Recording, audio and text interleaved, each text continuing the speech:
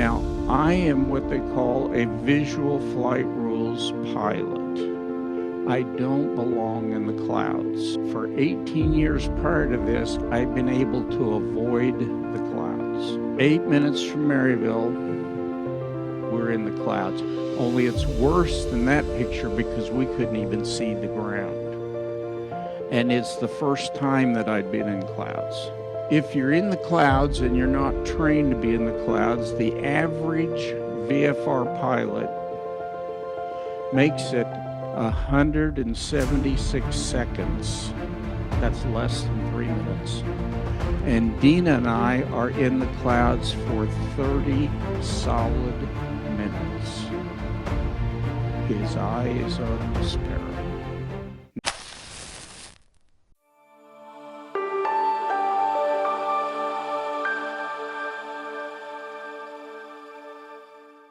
Now, actually, Phil, I wasn't planning on getting up here. I was just going to let it transition because I'm like, this is a man who needs no introduction.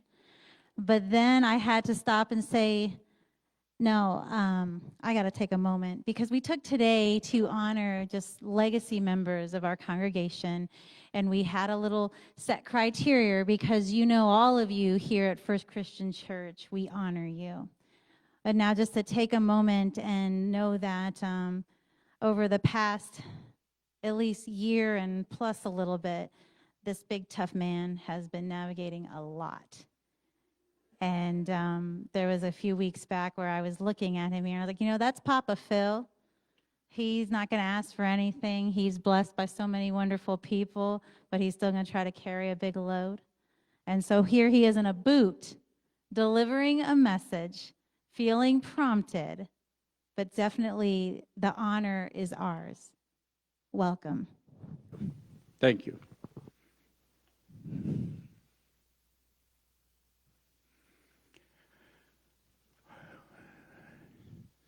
Well, if you came expecting a sermon, this is not. This is a witness of faith. Now, before I get into that, I want to share with you that last month was the 115th anniversary of the Scouts of America.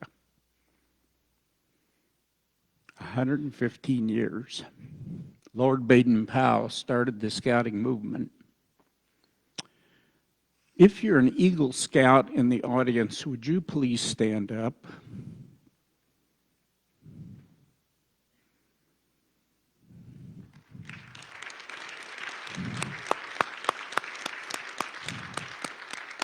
Thank you.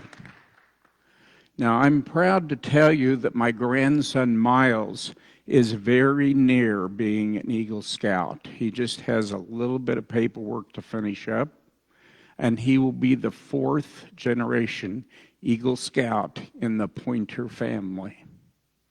So he's close. Now, I'll also share with you that 113 years ago this month, the Girl Scout organization was started by a lady with the last name of Lowe. And her nickname, does anybody know? Her nickname was Daisy, as in the Daisy Scouts.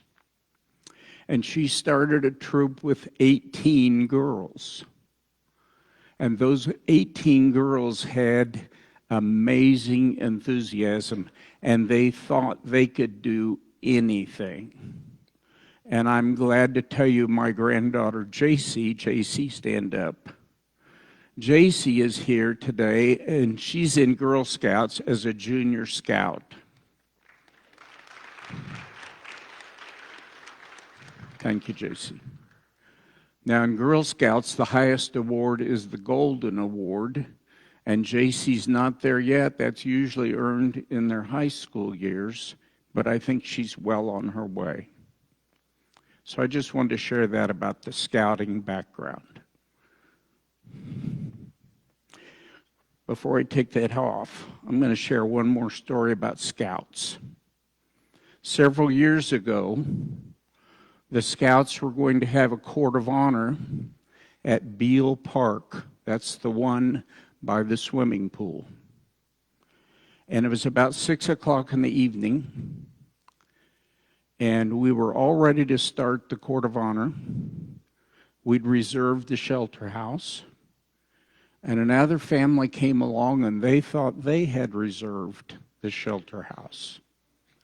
Now, being good scouts, we said, that's fine, you go ahead and take the shelter house. We'll move to another park. And we moved our group to Judah Park. But we had some folks that were going to come from out of town for that court of honor.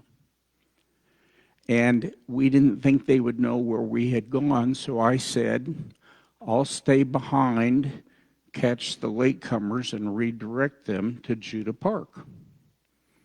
So I'm standing out in the parking lot in my uniform, trying to look conspicuous for anybody that would come late.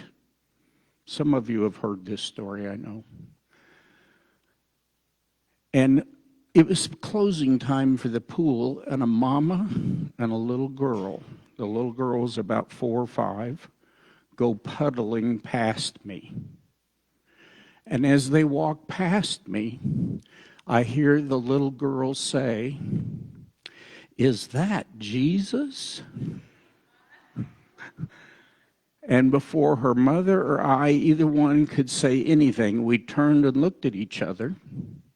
And before either one of us could speak, the little girl went on to say, "Or is that Santa Claus?" Either way, I was in good company. I just wanted to share that funny with you from the scouting background. Now, all of you have a rock in your hand. Some of them say faith. Some of them say prayer. Some of them say hope. I would like you to take that rock in your hand and hold it as I try and deliver my message. You might have noticed this hook around my neck. A dental patient gave this to me years ago because I have been known to recruit from the dental chair. And she gave me this fish hook and said, "You are a fisher of men." Disciples, the first 12 disciples, several of them were fishermen. Remember that. It's coming back. So the rocks. You have your rock in your hand. Now,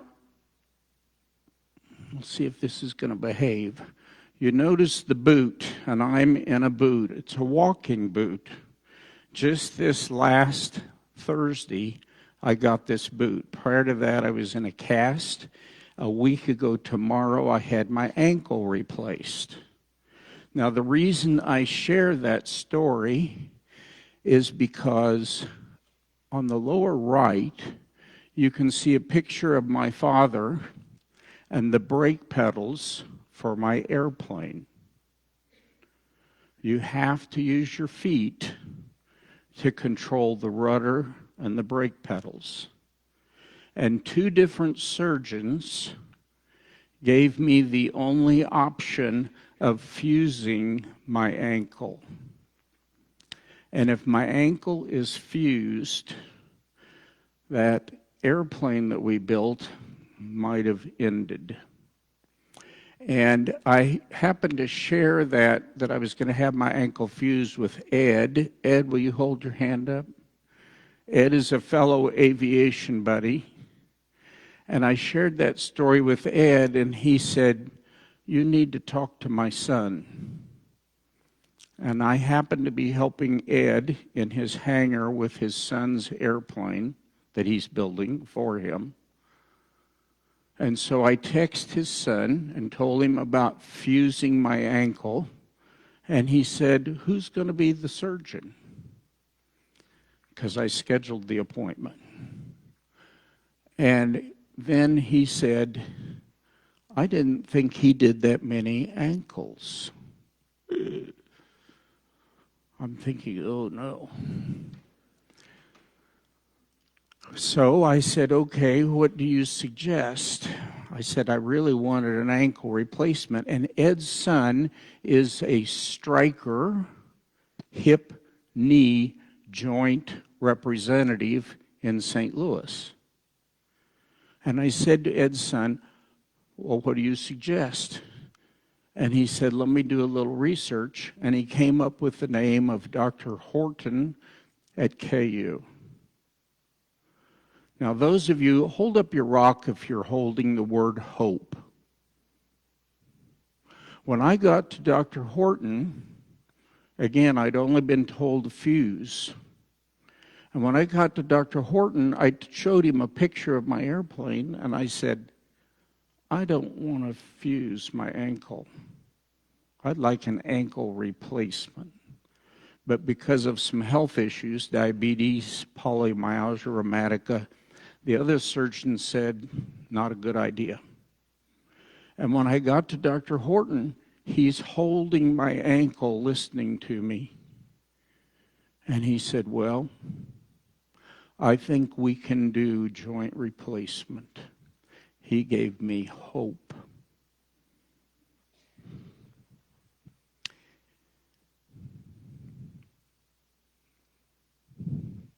So this little story I'm going to share with you is not a sermon. It's a witness of faith. Pastor Gina challenged us several months ago to witness. And I thought, I can do that. I've been a little bored at home sitting around in the recliner waiting for this to heal. So I got to thinking about witness and faith.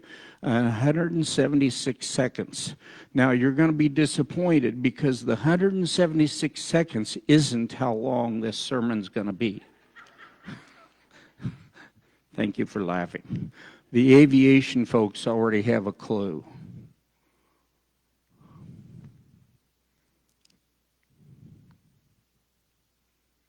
Can you click it to the next slide? So there's a picture of the airplane that my father and I built. We started when he was 91, and there's something like 14,000 rivets, and it took us 10 and a half years in my basement. And along the way, I had some challenges, some things that didn't behave or didn't go together right or whatever. But eventually we got it pretty much together, and it was time to move it to the airport and put the wings on and hook all the wires up.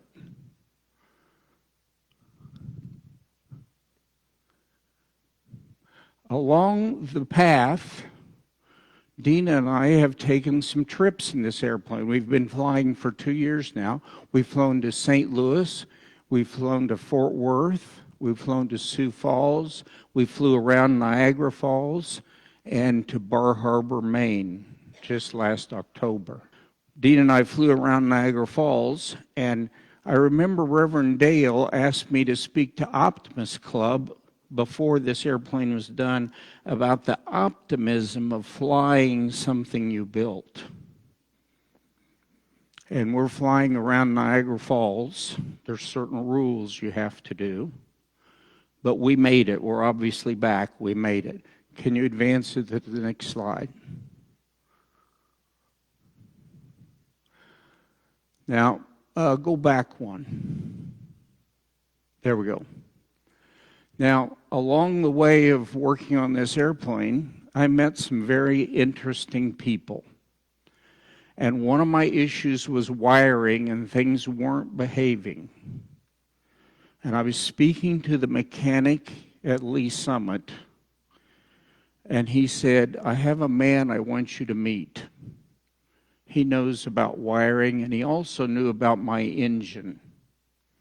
And that man that he introduced me to was this gentleman on the right. His name is Tom McNerney. Now, before I met Tom, I didn't know anything about him. And this mechanic says, we don't talk politics and we don't talk religion because he's an atheist. I said, okay. So we went to lunch, and I'm describing some of my issues to this man. Again, I don't know anything about him. And everything I said about my issues, he seemed to understand. Everything. And I finally looked at him and I said, "How is it you know so much about airplanes?" And he said, "Well, I built 5 of them." Now that plane behind him is his Reno Air Racer, and he built 5 Reno Air Racers with the same panel that I have, and his engines are fuel-injected electronic ignition, so he understands. I will call him my guardian angel. Now you might say an atheist is your guardian angel. Well, at one point he was inspecting my plane, and he points to a bolt back in the tail. Now, we have a couple of expert aviation folks up here, and in the tail there's one bolt that controls the elevator. And the elevator controls how high or how low you're going. And that one bolt, if it breaks, Tom looked at me and he said, "That's your Jesus bolt." I got the willies when he said that, because I thought he was an atheist. And I said, "Now wait a minute. I thought you said you were an atheist." And he said, "Well, that's the Jesus bolt, and if it comes undone, you're going to say, 'Oh, Jesus.'" Tom did send me a Christmas card, so I do think there's a belief there somewhere. Can you go to the next slide? So this is my panel. Tom's Racer that you saw has 2 of these electronic panels in his airplane. Can you go back to the previous slide? I want to share one more thing about that airplane. Tom entered that airplane for judging at Oshkosh this past year. Now, many of you may not know about Oshkosh, but Oshkosh is a great big airplane gathering, like thousands of them, all kinds of airplanes. And Tom entered his airplane in that judging, and he had 21 judges look at his airplane. One of the judges' signatures was Bert Rutan. Now that name might mean nothing to most of you, but Bert Rutan is like the Pope of aeronautical engineering. He's world famous. And he inspected Tom's airplane, and Tom took top place, Gold Lindy Award at Oshkosh this past year. Pretty notable. Tom flew to Maryville 5 times to help me with my airplane. I'm pretty lucky. Tom also flew with me in my airplane, and he fine-tuned the engine, so it's running pretty darn good. Now we'll go to the next slide.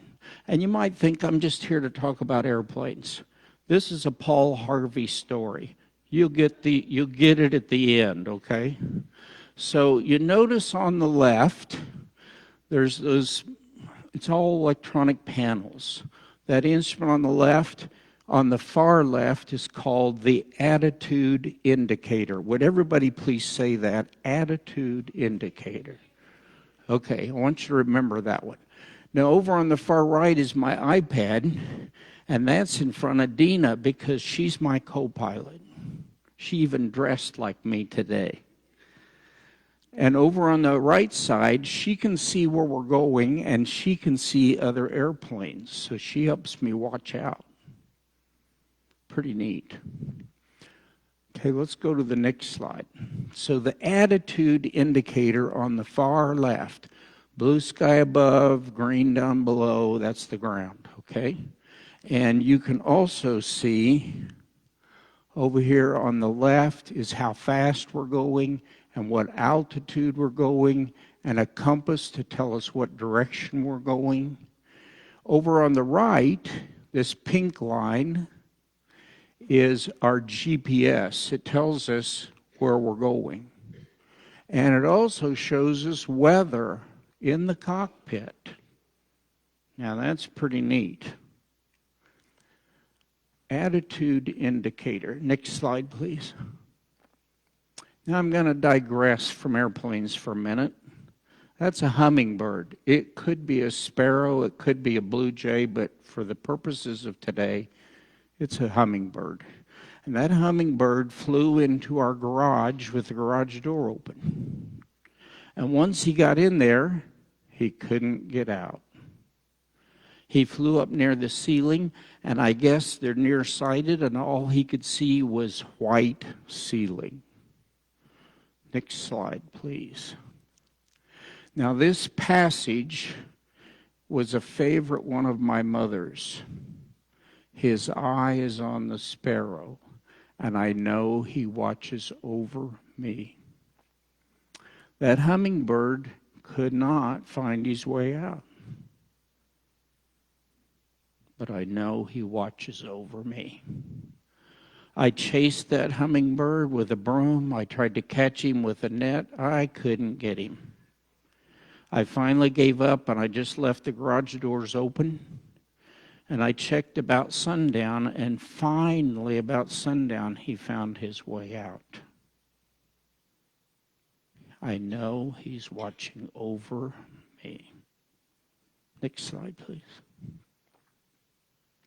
Easter Sunday a year ago, Dina and I flew to Lee Summit to go to a baptism for our grandson. And when we're to return, the clouds kind of look like that up there. Now, I am what they call a visual flight rules pilot. I don't belong in the clouds. I'm illegal in the clouds. My airplane is illegal in the clouds. I have instruments, but I'm not certified to be in the clouds. Now, we have a couple of professional pilots up here. Would you hold your hands up? They're instrument rated. They've been in the clouds a lot. But Dina and I don't belong in the clouds. And as we're coming home, next slide,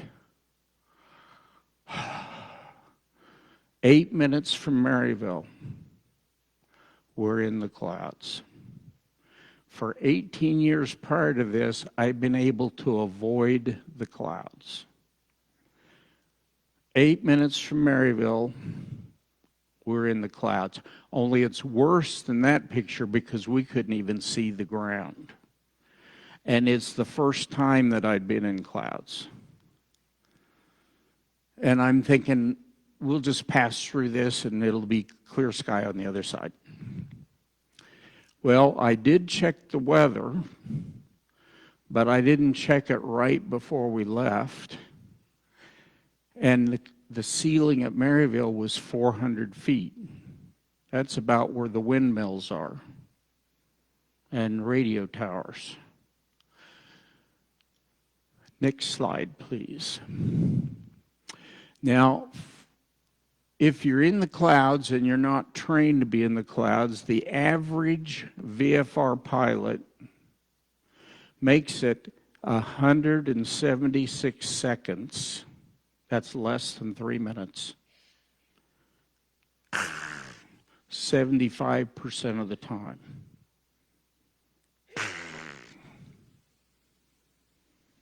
And I know this fact, but I'm not sharing it with Dina at that point. Next slide, please.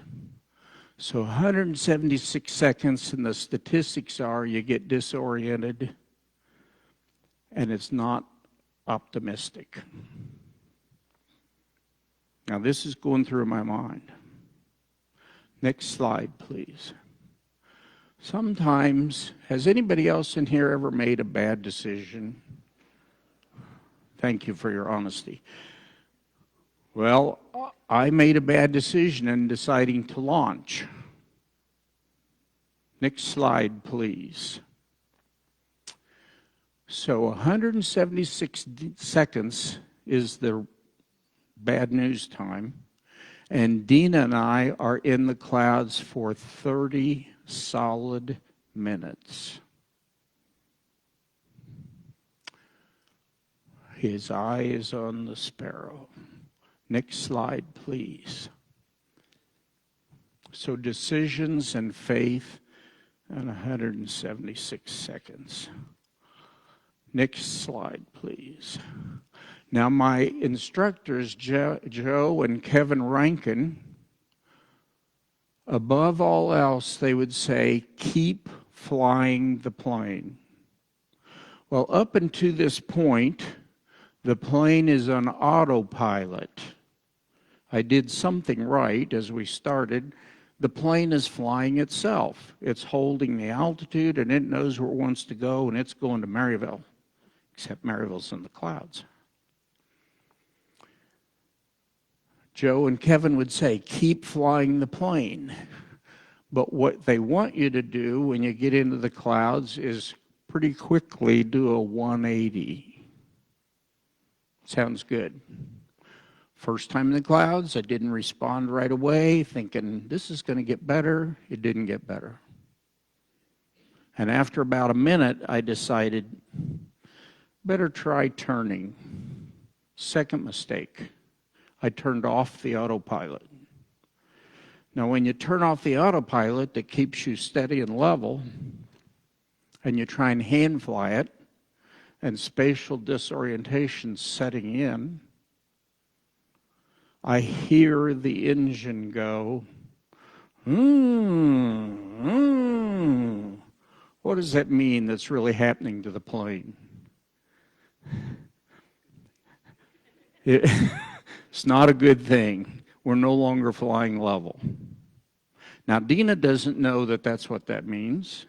She is being an amazing co-pilot because I'm saying to her, keep watching that screen for other airplanes. We can see other airplanes even though we can't see them.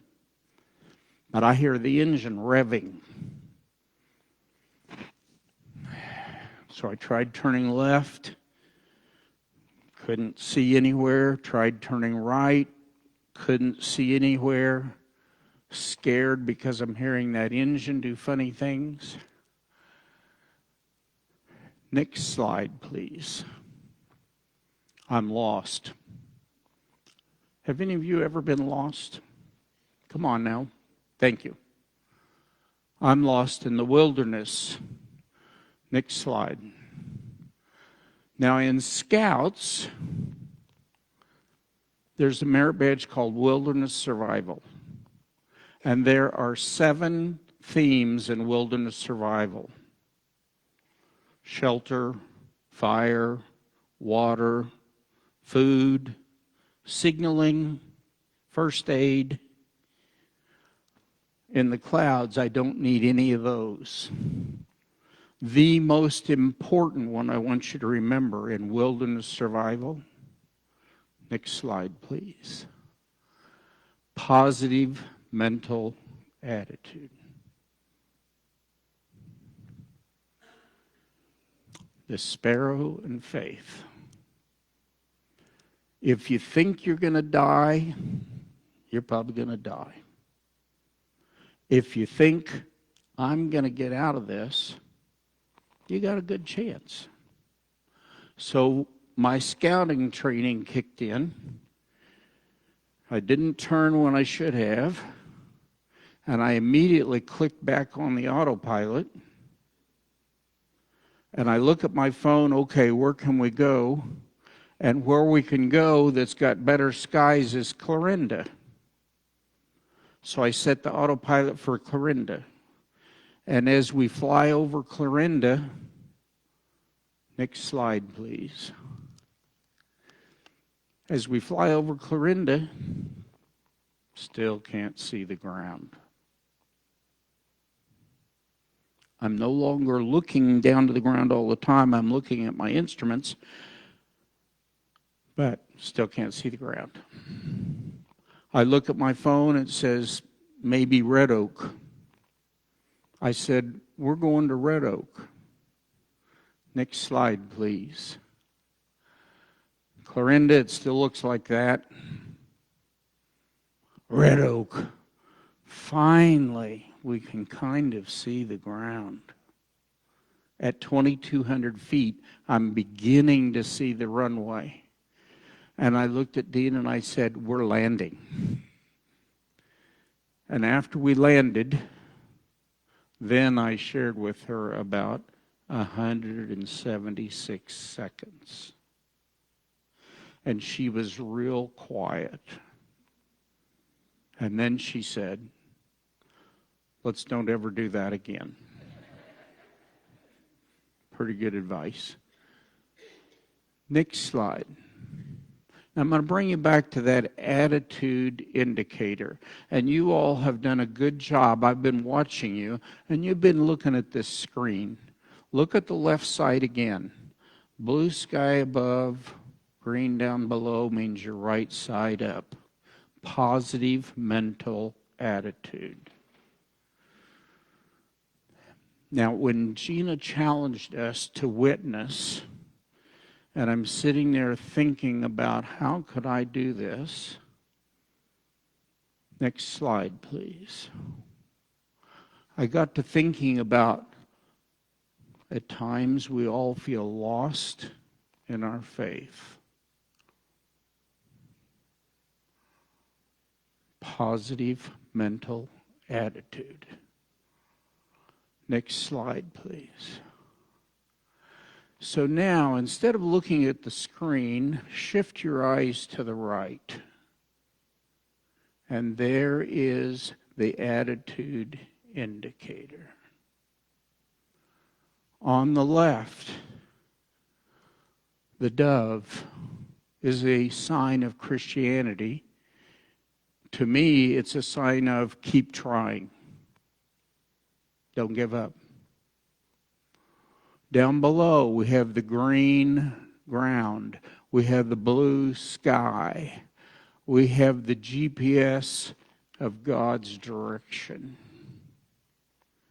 And we have our faith.